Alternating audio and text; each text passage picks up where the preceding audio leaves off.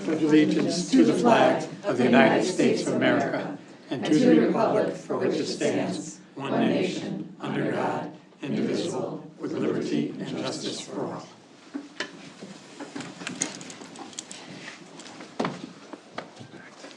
Prior to the approval of the minutes, the chair would like to offer to the board an addition to the, or modification to the agenda so that 11A9 will read finance or finance consent agenda.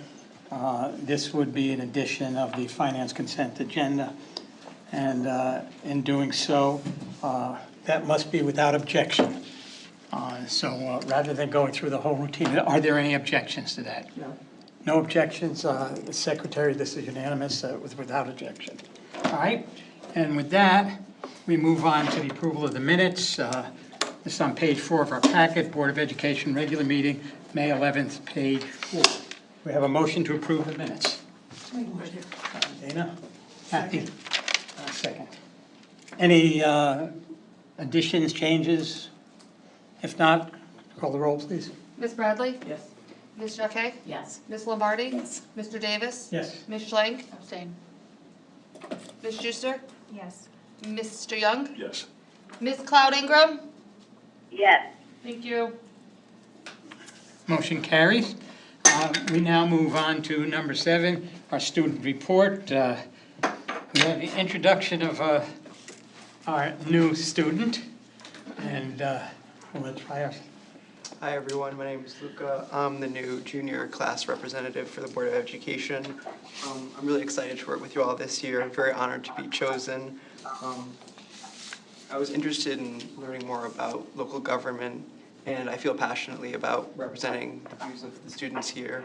So I'm just glad to have this opportunity. Thank you. Thank you, and we appreciate the time and effort that this is going to require. I want to let you know our students have had very, very important contributions made to this board, so feel free as we have conversations to become part of the conversation. The only thing you don't get to do is vote. And thank you. And now our monthly report. All right. Good evening, everyone. I'm pleased to provide you with a recap of the incredible achievements and activities of Amity Regional High School over the past several weeks. Our students and faculty have been exceptionally busy across academics, athletics, the arts, and community service. To begin, the World Language Department celebrated a lot of accomplishments this year, including a historic achievement by Hayes Khan, who is a 10th grader who earned first place in the AATSP National Poster Contest. So this is the first national recognition and first place award for Amity in the contest's history. And this competition celebrates student creativity while also promoting the value of learning Spanish and Portuguese. And it invites students from pre-K through 12th grade to create original artwork. This year's theme was teaching in all tenses, the past, present, and future of Spanish and Portuguese. In addition to that, 41 students earned the seal of biliteracy, and 84 students received medals and recognitions on the National Latin, French, and Spanish exams.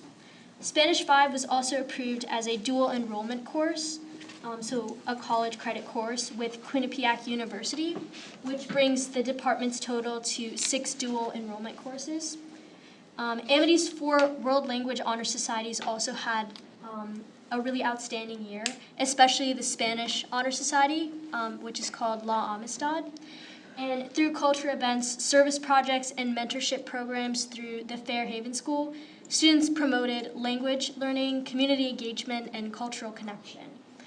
So the members of this society organized activities for elementary students, which truly helped them grow not only as language learners, but also as leaders and global citizens.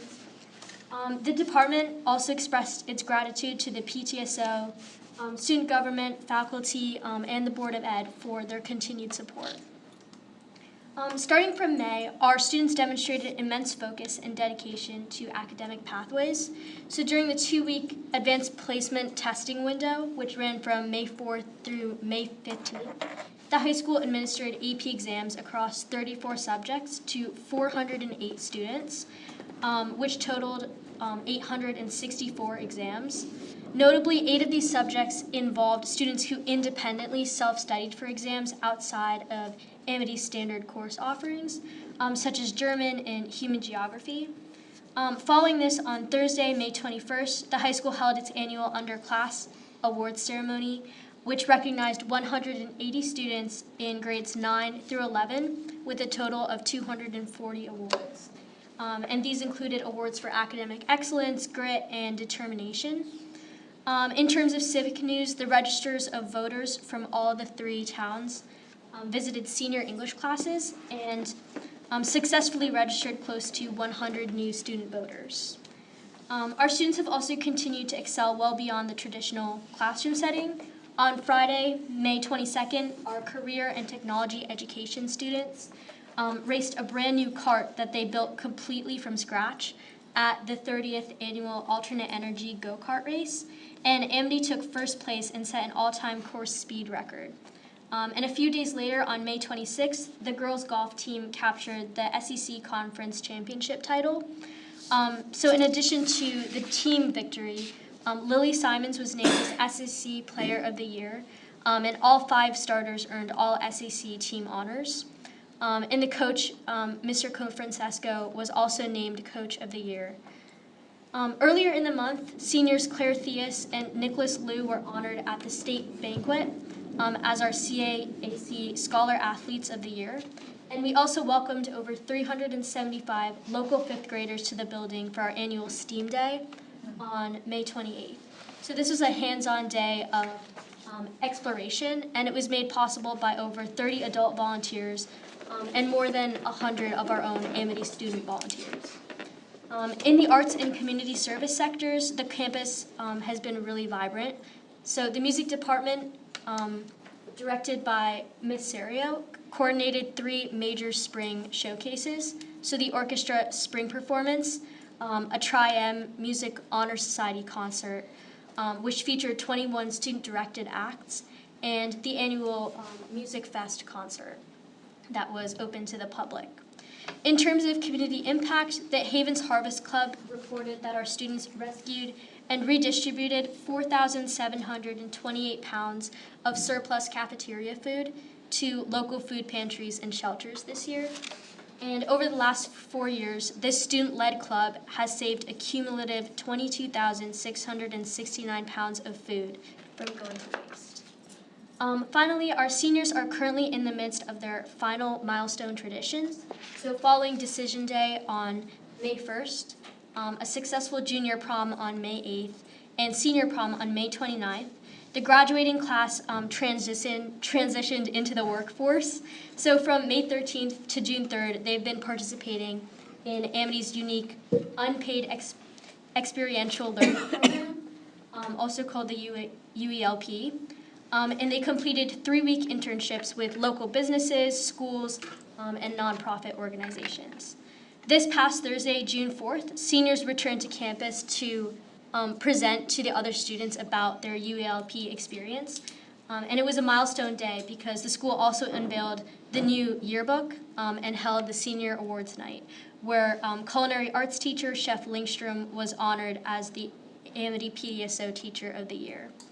On Friday, June 5th, the seniors enjoyed their class trip to Lake Compounds, and yesterday evening, Sunday, they gathered for the senior sunset and balloon distribution. And this morning, they kicked off a wonderful tradition with the senior parade, where our graduating seniors visited local elementary and middle schools in their caps and gowns.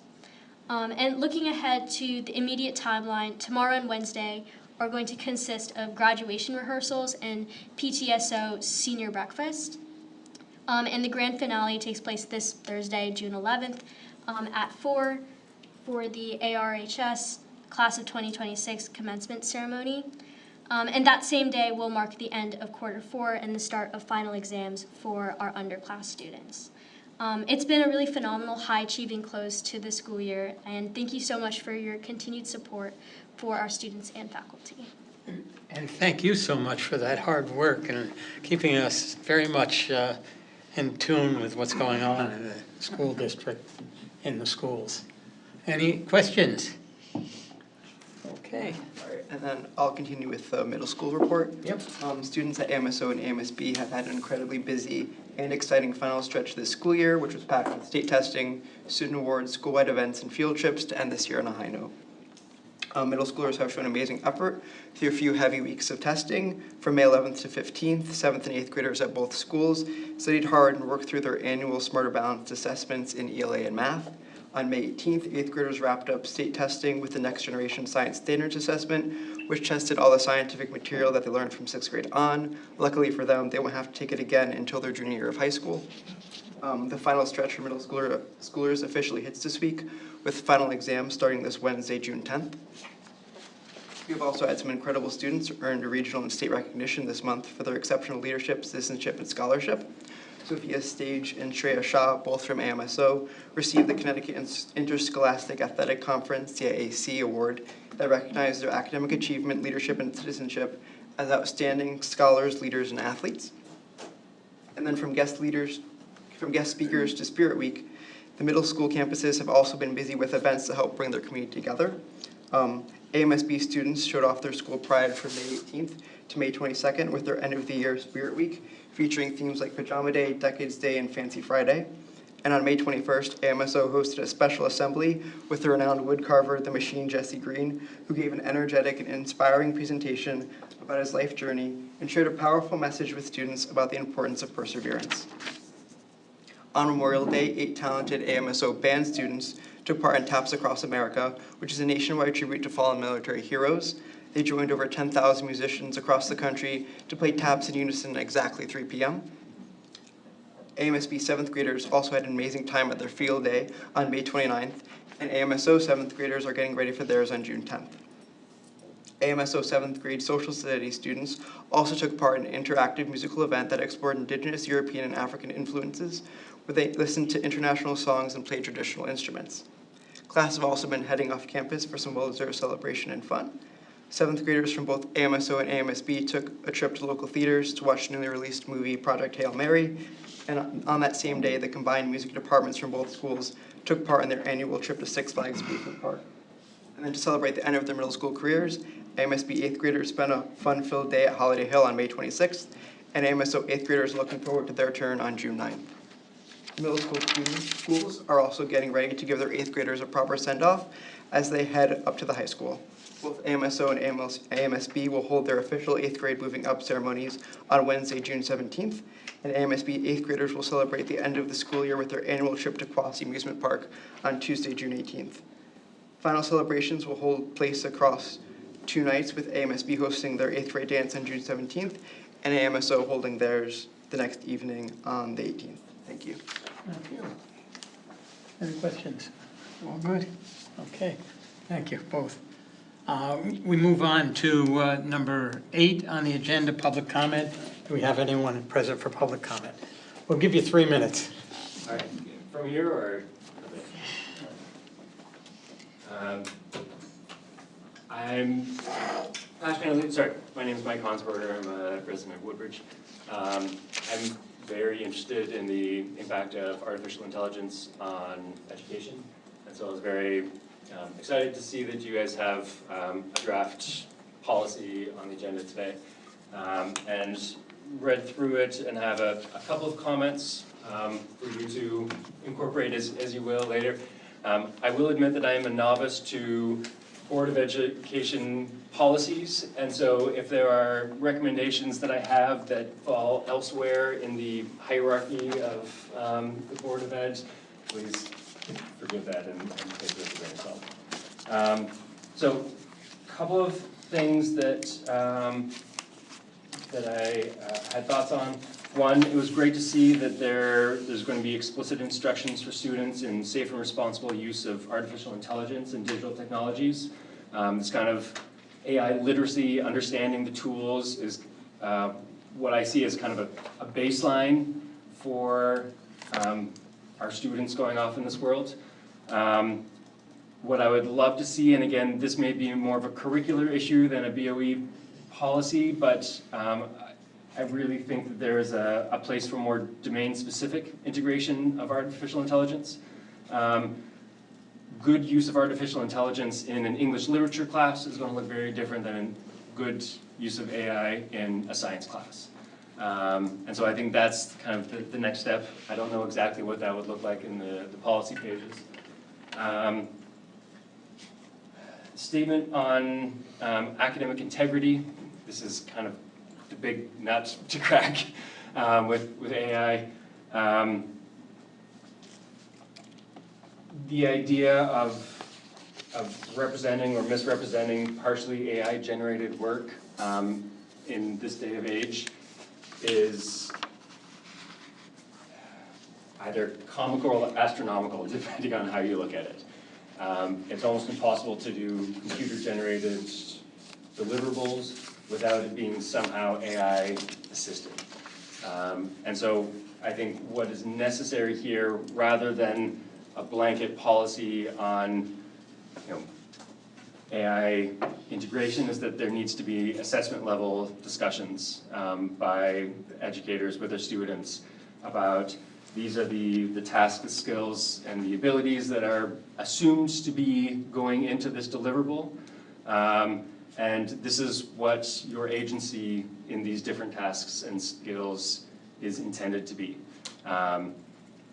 And then there may have to be assessment redesign to incorporate that, because any task done outside of the classroom, it's impossible to determine whether it's been done with AI or not. On the educator side... Could you finish up, please? Absolutely. On the educator side, I would love to see guidance on AI disclosure with their students and with their fellow educators. It's to avoid a double standard. I'm happy to see that grading cannot be done solely by AI, but it would also be great to see an explicit language about AI detectors, and that I believe that they should not be used in the detection of AI because they are not actually effective. Okay. Thank you. Just for informationally, a first read is just the beginning of the process for the policy. So if you have some information that you feel would be helpful, send it to the chair of the superintendent and chair of the policy committee, and that would be helpful. All right, we go to number 9, correspondence. I don't think didn't have they any have this any. month. Okay. And number 10, superintendent's report. Once again, very complete, but I think most of it's been talked about, so you have some additional. Yes, it really has. The only thing that I was just going to comment to the board is that even though we are about to hit the end of the school year, it's actually not the end of the work. We have 2 weeks of curriculum, what we call boot camp, but it's really just massive amounts of curriculum writing that will be done by our teachers during the summer, one from June 18th to the 26th, and another from July 13th through the 17th. We also have Dr. Peter Liliendahl coming to do 2 days of professional development with our staff on July 30th and 31st. And our administrative team will end the school year with an administrative retreat that Dr. Carlson and I have been working to plan. And then we'll start again in August with an administrative retreat for 2 days that we are already in the process of planning. So the summer actually ramps up a lot for the educators because it's a great time of year for us to get a lot of work done. And so it will be a busy summer for us. Any questions for the superintendent? To comment, the nonprofit where I work had 2 UELP students, and I was also able to come and observe one of them and all the kids that presented with that student. So I saw 6 presentations. First of all, it's a great program, very well run. I think having the students have something to do at the end of the year when they're sort of starting to be a little checked out is a really fantastic way to do things. And I just want to say, when I came to see the presentations, they were really impressive. There was one student who was at a surgery center and got to see like 20 different surgeries. Another who went to a Yale medical lab that has never had high school students before and was able to write an entire research paper on what they study. It was just very, very impressive. So I think that got a little glossed over in the story because there's so much going on, but it is an incredibly impressive program, and I just want to mention that because I think, especially for the seniors, like, it's just the end of the year and they're sort of done, and this is such a cool way for them to finish up their time at Amity. Just want to say one thing to that. It's even more impressive if you start looking at other high schools and what they do. So if you compare them, you'll really be impressed. From my point of view, I've watched the program evolve over the years, and it's gone from something, oh, well, keep them busy, to a really great learning experience. I've spoken to some of the kids, and I said, it really made them think about what they want to do and gave them an idea of what it's all about when they do that, and it's really been helpful in career choices. And it's such a wide range of things too, so I feel like it's not, I don't know, I feel like sometimes you think like it has to be one way, but I mean, it was like real estate, like just such vast different interests, which I think is also really cool. Like it really is tailored to the students' interests, so. Okay, thank you. We move on to number 11, Chairman's Report. Nothing specific that I have to talk about at this time, so we'll go to ACES, and I don't think we have anything. As far as anything? No, I don't Okay. think so. Ad hoc school start times, anything? Yes, we met, and our last meeting, we came to the conclusion that our next step is to which is already in the budget, transportation software for our owner-operators, to start working with next year that will allow us to input not only our data, but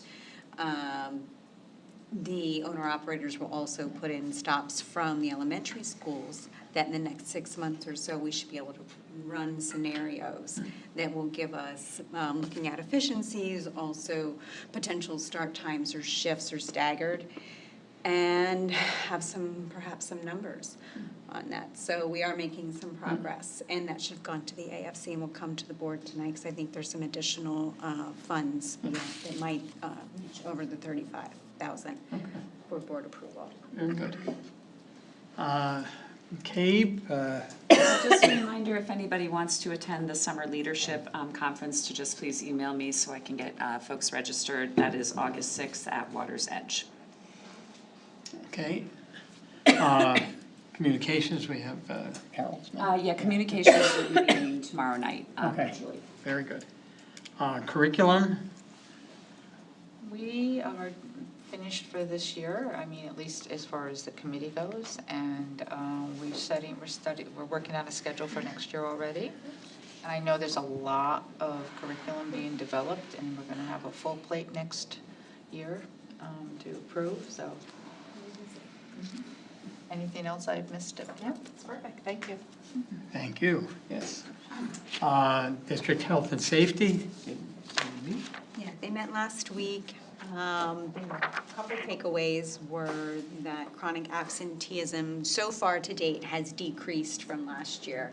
It was I believe it was 5.4%, and it's down to about 4.8%, but the end of the year hasn't happened yet. Right. And that lunch will be free at the high school next year, and I'm sorry, breakfast, I say lunch. Oh, I'm sorry.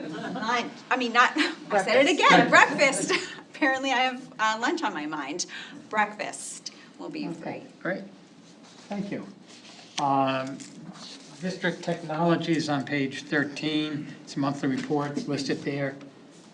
The only thing that I'll add is the report lists that the student devices were ordered and shipped. We have actually already received the student devices for next year. So unlike last year where they were delayed for 2.5 months, we got them before we had room to actually store them. So, you can never predict what happens around here.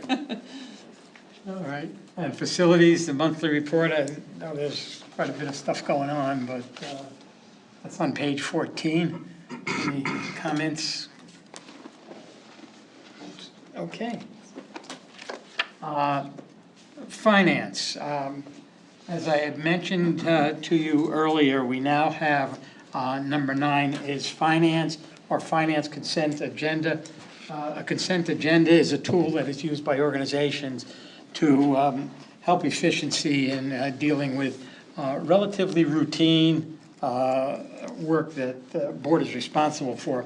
At this time, the chair is going to move without objection all the items on 9A and 9D onto the finance consent agenda. What this will mean is that we will take up that vote once the finance consent agenda is completed without objection, and that will be one vote on all of those items, all 17 of them. So is there any objection to any of these items being placed on the finance consent agenda? Sorry, is it A and D or A through D? All of them, yes. Yes. A and Yeah, D. A through D, right? No, No, A. no, A and D, right. There are seven items on A, and there are 10 items on D. B and C are voted, are something we voted on. Those approvals we don't need to do? No, not You under don't do 3,000. C approvals, and then that way Ms. Linus can still give her report. Perfect. Okay. So if not, without objection, they are now on the finance consent agenda, and we need to vote on the finance consent agenda. Would you call the roll for that, please?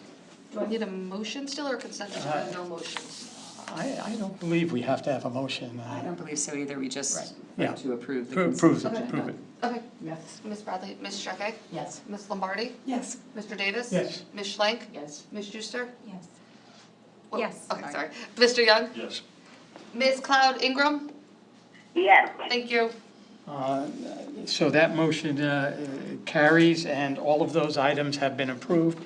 And I do want to thank Autumn, who kind of brought this to our attention, and wanted to let you know it's very, very much appreciated.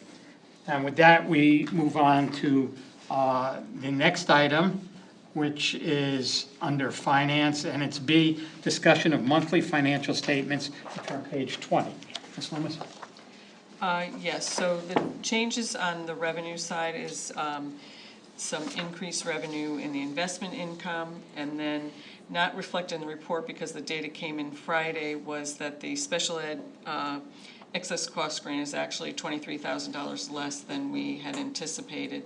So our reimbursement rate for this year was 62.9%, which is, I believe, the lowest that it's been.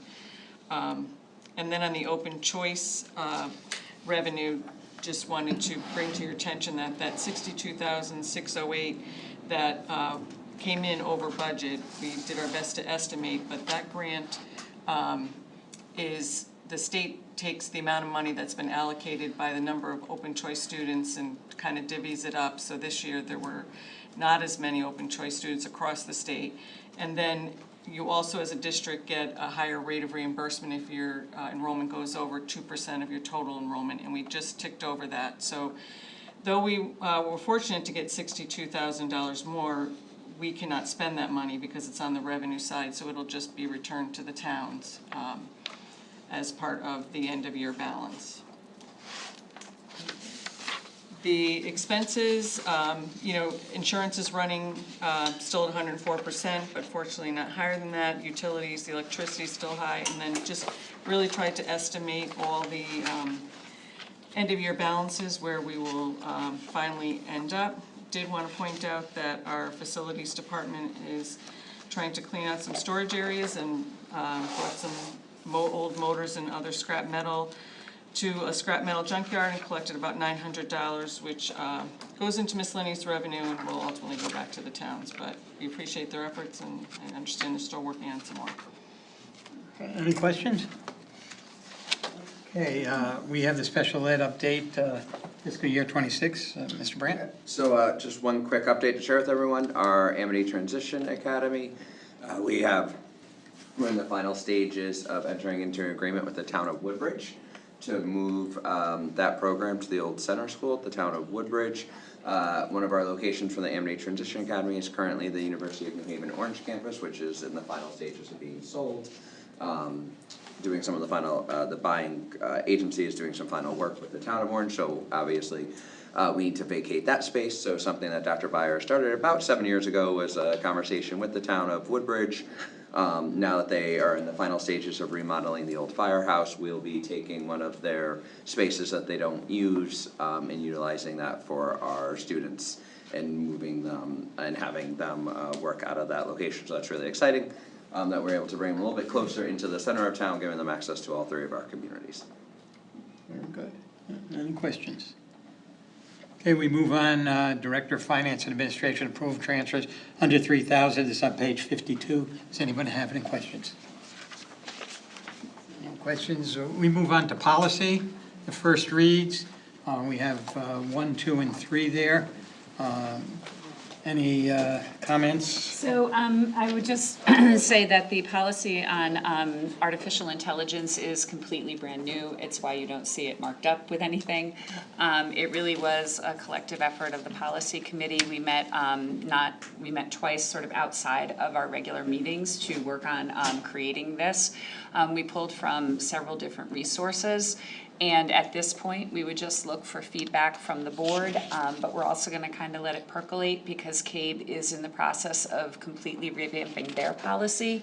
So at the end, hopefully we can come to some decisions with your feedback as well as recommendations that will be coming out of CABE, hopefully over the summer. But please take a look at it. I don't anticipate us bringing it up at our next policy committee meeting, which is at the end of June. We'll probably kind of retackle it again in August once CABE has had some opportunities.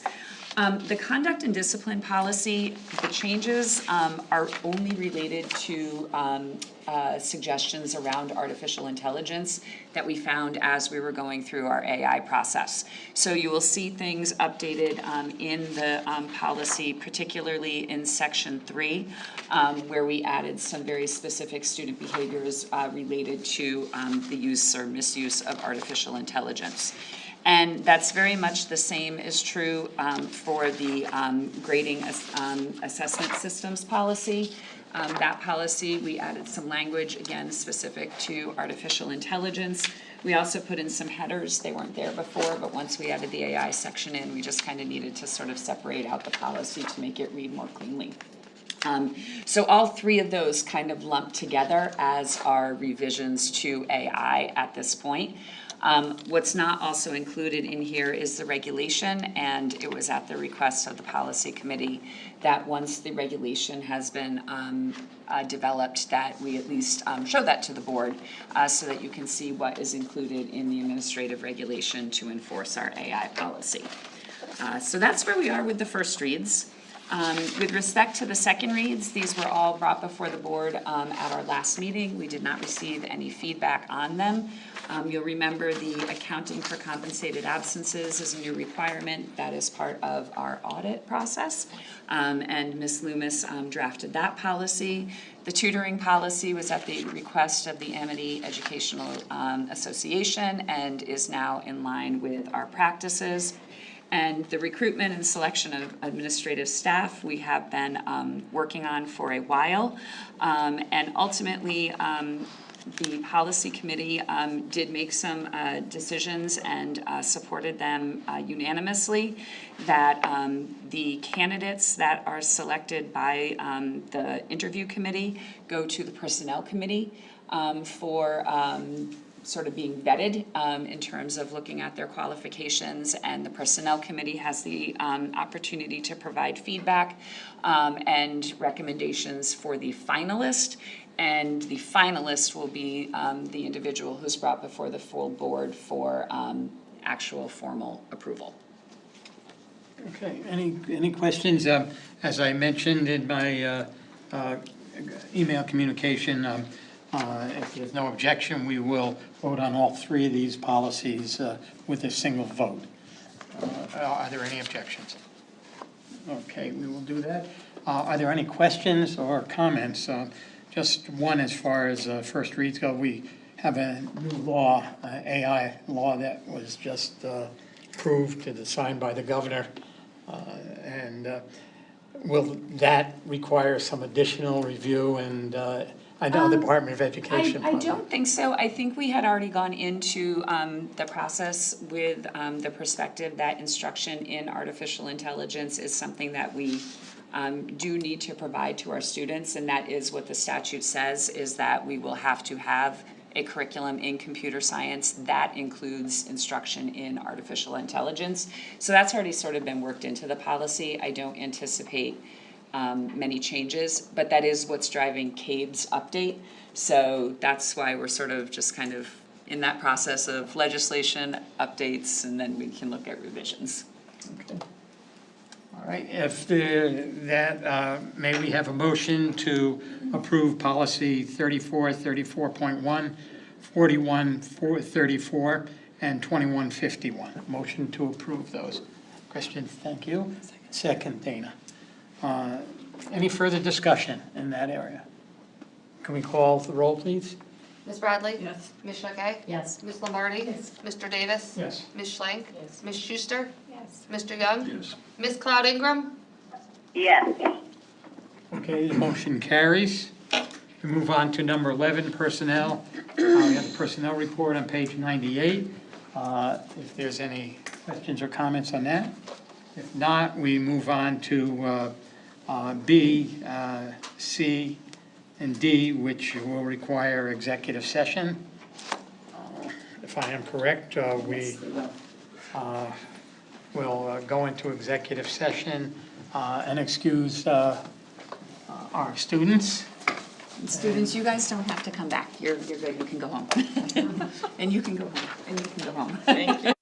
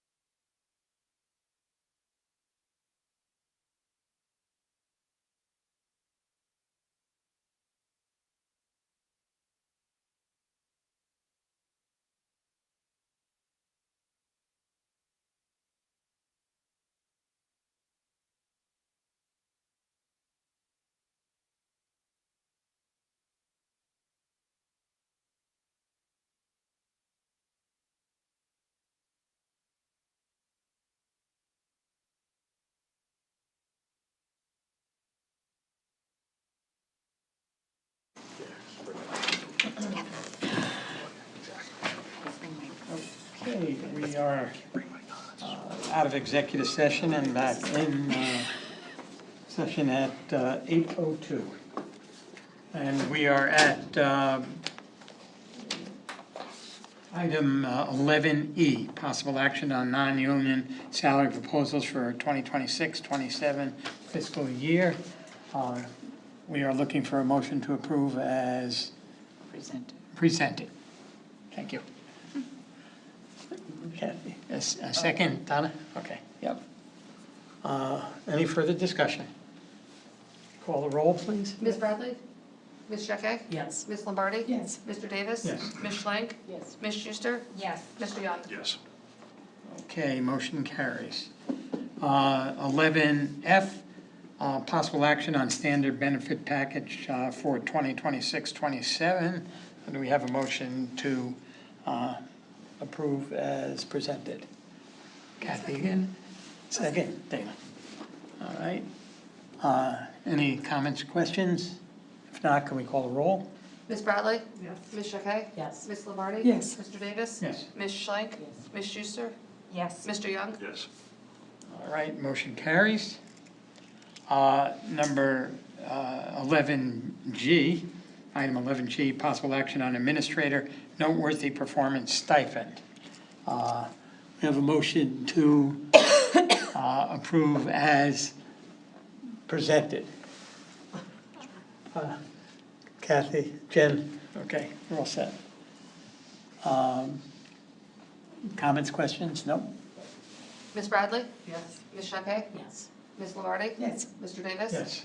Ms. Schlank? Yes. Ms. Schuster? Yes. Mr. Young? Yes. Okay, motion carries.